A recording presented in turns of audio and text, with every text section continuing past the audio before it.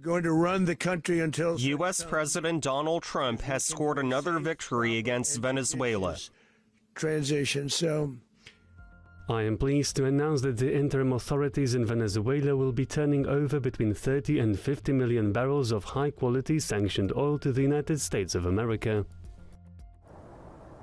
Already, a flotilla of U.S. oil tankers is on its way to the South American country to begin loading vast quantities of oil that have been stranded at the country's ports due to a U.S. naval blockade imposed last month.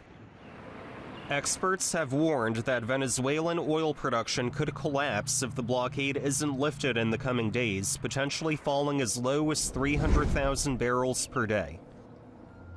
For comparison, that's below record lows set in 2020 during the pandemic. Production peaked at nearly 3.5 million barrels per day in the 1990s before collapsing in the decades since. It stands today at just over 1 million barrels. It used to be a rich country, exporting around 3 million barrels of oil daily, producing 3 million barrels of oil daily.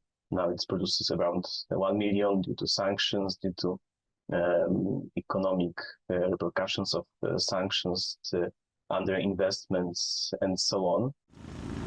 A renewed collapse in oil production would plunge Venezuela's economy back into crisis, causing more hardship for the country's nearly 30 million residents.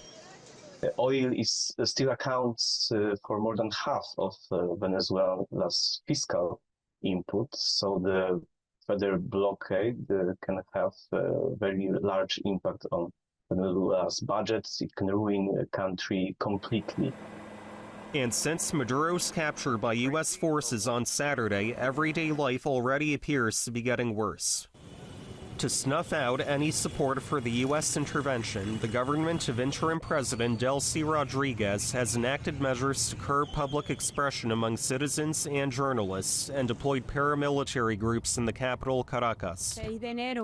But at the same time, the new president is treading carefully with the United States, reluctantly cooperating with some of Donald Trump's demands. Delcy Rodriguez is speaking for cooperation with American companies in oil sector. So even if there is no real change in power in Venezuela, you can imagine that American companies are entering Venezuelan market once again. And in the meantime, unrelenting pressure by the U.S. could make an already precarious situation for Venezuela even worse. Maciej Wilowski for TVP World.